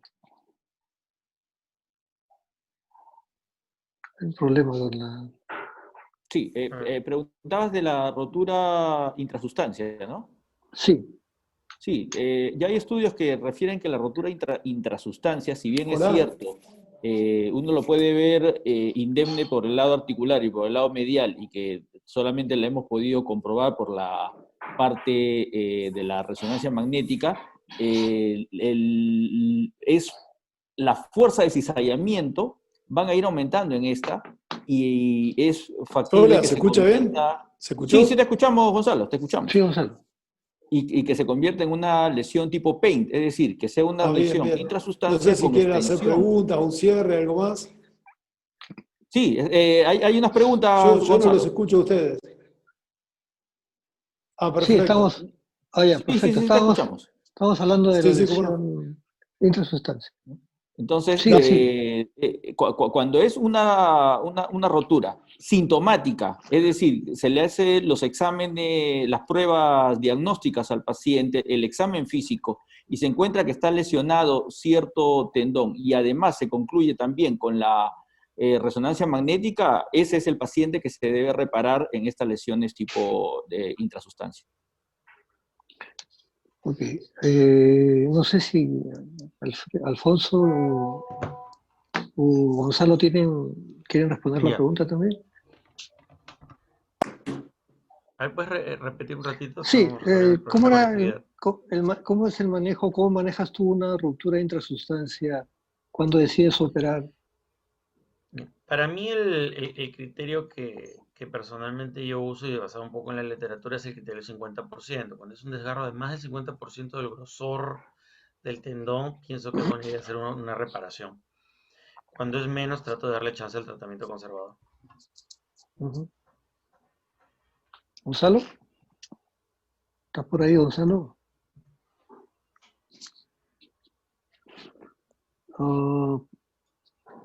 Parece que no nos escucha, Gonzalo, caramba. Estoy mandando. Ya, otra pregunta puede ser. Pregunta? Sí. ¿Han tenido experiencia haciendo reparaciones parciales de las lesiones del manguito rotador? ¿Cuál ha sido sus resultados en todo caso? Sí, la reparación parcial, bueno, como bien lo dice, es cuando no nos da el manguito, el remanente del manguito para poder hacer una reparación total, cuando hay retracción, cuando hay pérdida del tejido, y en esos casos, bueno, quedamos solamente para poder hacer esa reparación parcial, aprovechar rápidamente el tiempo, inmediatamente el paciente ya puede empezar a hacer rehabilitación, y sabiendo que probablemente por las características, por el tejido que haya, posteriormente puede haber una reruptura, ya que es poco el tejido tendinoso que se va a pegar al hueso. Entonces es muy probable que pueda fracasar posterior.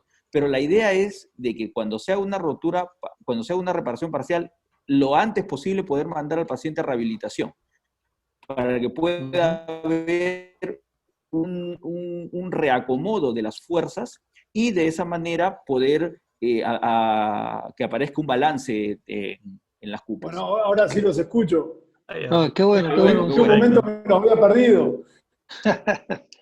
Pero ¿Se nosotros escuchó sí bien la escuchábamos, conferencia? Gonzalo, ¿Eh?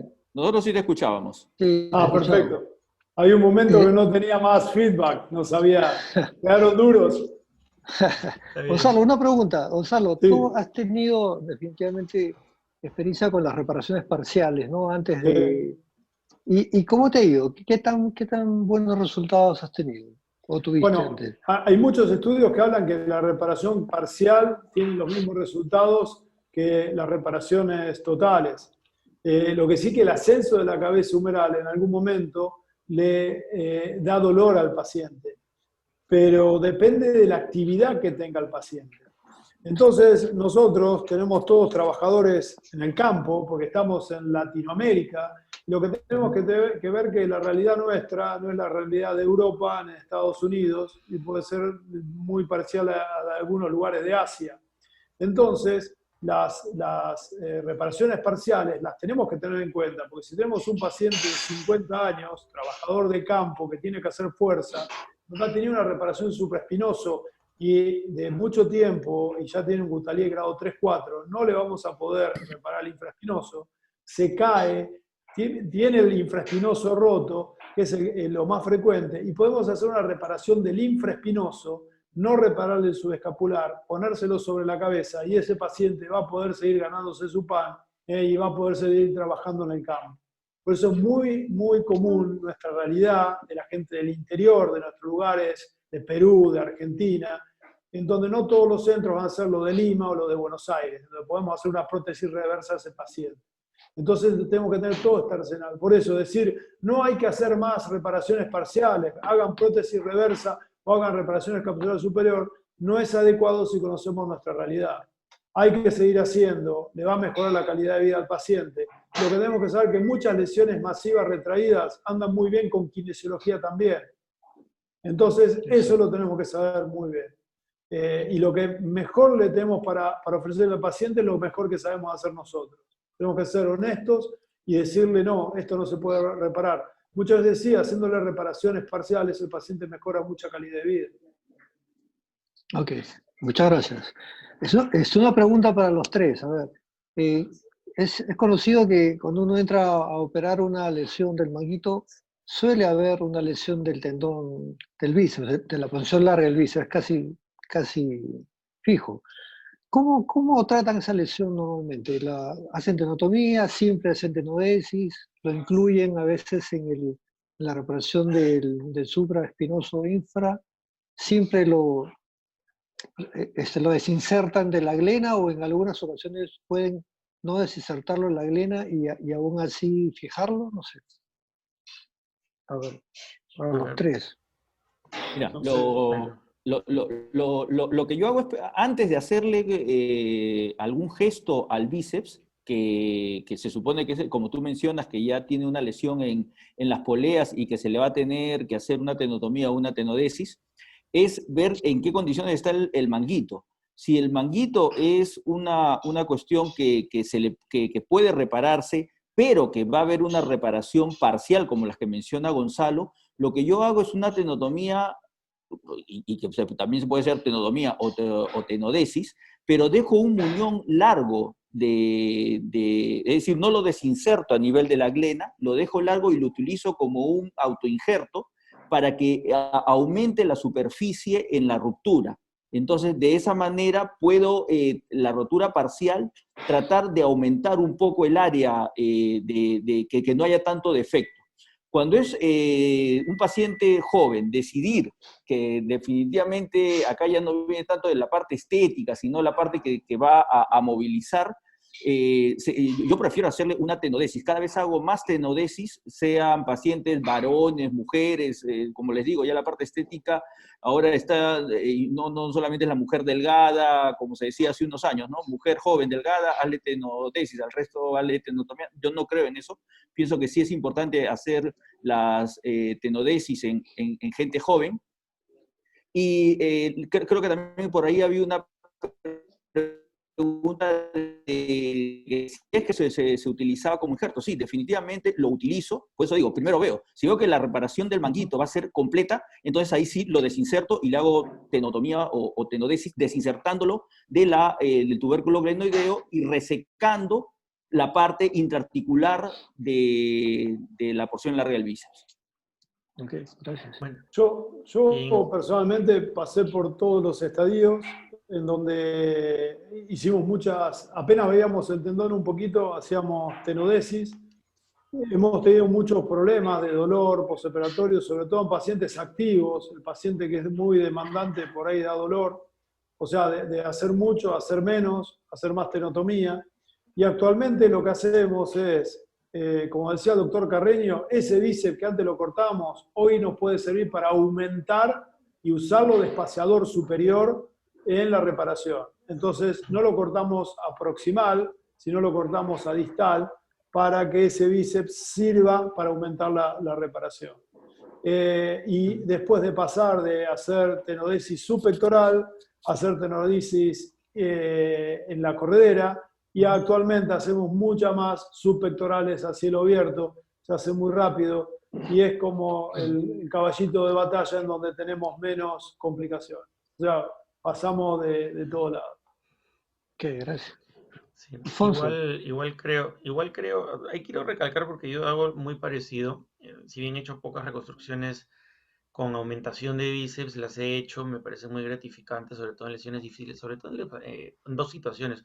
Cuando tienes una reparación parcial y el supraespinoso no te da por más que lo liberes, lo aumentes, y tienes que trepar un poco el infra, que te da, añadirle el bíceps ahí te da mucho más superficie cubierta a la hora que haces la reparación. Ahora, antes de tomar esa decisión, por supuesto, hay dos cosas que me parecen importantes. Primero, yo siempre en el examen clínico busco a ver si hay signología de bíceps, de tal forma que yo en el preoperatorio yo sé si esto es una opción o no. Tanto con la imagen también, pero sobre todo con la clínica, ¿no? Si veo que es un paciente que tiene un SPID muy doloroso, un dolor a palpación corredera muy intenso, le explico incluso al paciente que puede ser que tenga que hacer una tenotomía versus tenodesis, o en el caso que si lo encuentre bien y sea un desgarro masivo, pueda usar el tendón del bíceps como aumentación. O sea, eso le doy la opción al paciente que lo sepa, incluso que decida si, por ejemplo, si tengo un bíceps dañado desde la inserción, a veces paciente mayor con un slap o con una porción larga intraarticular dañada, defecada, y yo lo que le explico al paciente es, le debe escoger si quiere hacer solo una tenotomía o una tenodesis. Y le explico las ventajas y desventajas. Y muchas veces, algunos pacientes mayores han dicho, no, déjelo cortado, y otros le dicen, no, yo quiero que me lo repare. Y le hacemos una tenodesis en lo posible y los resultados van bastante bien. Entonces yo creo que en ese universo todas estas opciones son buenas. La de la aumentación de bíceps me parece fascinante, sobre todo, incluso una vez me completó una reparación, es decir, tuve un paciente que iba a terminar una reparación parcial, pero con la aumentación pude completar la reparación. Y el resultado fue fascinante, una paciente relativamente joven. Ese escenario es muy frecuente y es una herramienta que uno la tiene que tener. Un supraespinoso que no viene, un infraespinoso que uno lo puede subir y lo aumenta con el bíceps, es muy importante y los resultados clínicos son excelentes. Por eso es muy importante que los cirujanos lo tengan en cuenta y le va a dar una muy buena calidad de vida al paciente joven activo. Es muy importante. Qué bueno. Otra pregunta, ¿en qué casos hacen la exploración y liberación del nervio supraescapular? Han tenido, supongo, casos de eso, ¿no? ¿En qué casos han tenido que hacerlo? Perdón. Sí, dale, Gonzalo. Sí. No, anteriormente se usaba, cuando la lesión era masiva, retraída, liberar el nervio supraescapular. Hoy en día no se libera más. Pero solamente en las compresiones del nervio supraescapular, no en los quistes supraglenoides, que cada vez son menores. O sea, es un deportista que tiene una lesión del nervio supraescapular con atrofia del infraespinoso, y solamente en ese caso, la verdad que hemos hecho muy pocas, 3 o 4 nada más, porque no es una patología que sea muy frecuente. La verdad que no es algo, no es muy difícil hacerlo, pero tampoco es algo que lo hagamos frecuentemente. Ok. Gracias. Bueno, no sé si César y Alfonso tienen un comentario al respecto. Bueno, no, la verdad yo quería aprovechar que está Gonzalo acá presente y preguntarle, ¿no? Es cierto lo que nos tocó conversar esta noche en relación a esas reparaciones que vemos liberando el intervalo posterior, revelando el intervalo anterior. Ese concepto que has dicho de las lesiones Fields me parece sumamente importante. Sí, podemos salir de quirófano como con las manos arriba, contentos que pudimos hacer la reparación, pero ¿cuánto le va a durar esa reparación al paciente, ¿no? O sea, ese concepto me parece que es sumamente importante. Entonces, en cuanto a tu experiencia, Gonzalo, Alfonso, Óscar, ¿valdría la pena hacer realmente o en qué paciente hacer esas reparaciones heroicas y no haberle dicho previamente al paciente, mira, voy a ver cuánto te puedo reparar el manguito y si no va bien, ¿sabes qué? Te voy a sacar el injerto de fascia lata y te voy a hacer una reparación de cápsula superior. ¿En qué caso lo prefieres hacer, Gonzalo? El tema es el siguiente. Nosotros tenemos que hacer fascia lata porque el dermal prácticamente hay muy poco en Argentina. Entonces, es muy fácil cuando uno lo pide y lo tiene y libera un poquito y lo pone, que sacar el injerto, que tiene su tiempo y sus complicaciones en hematoma y todo eso. Pero una vez que lo sabemos, yo creo que cada vez vamos a hacer más. O sea, antes como yo tuve la suerte de formarme con Burkhardt y en la época que él excavaba el hombro y todos los manguitos rotadores no se le resistían. Él traía todo, con excelentes resultados porque después lo veíamos en el postoperatorio. Pero él mismo cambió esa postura, perdón, él cambió esa postura para hacer la reparación capsular superior. Y según él, cuando habló en el Congreso Mundial de Hombro, dijo que era parte del futuro de la cirugía de hombro. Y hay trabajos que comparan la prótesis reversa con la reparación capsular superior con similares resultados y con mucho menor costo y menor movilidad. O sea que la reparación capsular superior es una excelente cirugía, siempre y cuando tenga las cúpulas en continuidad. Exacto. Ya tiene que tener un infraespinoso y un subescapular que sean competentes. Si el infraespinoso y el subescapular no son competentes, en un paciente activo joven, transferencia tendinosa.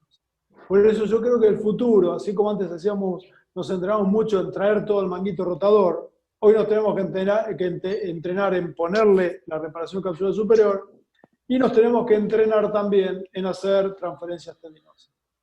Porque cada vez van a ser pacientes jóvenes activos. Tenemos que tener en cuenta que la edad de jubilación se va a ir extendiendo cada vez más. Tenemos muchos pacientes que van a tener que seguir trabajando con su cuerpo.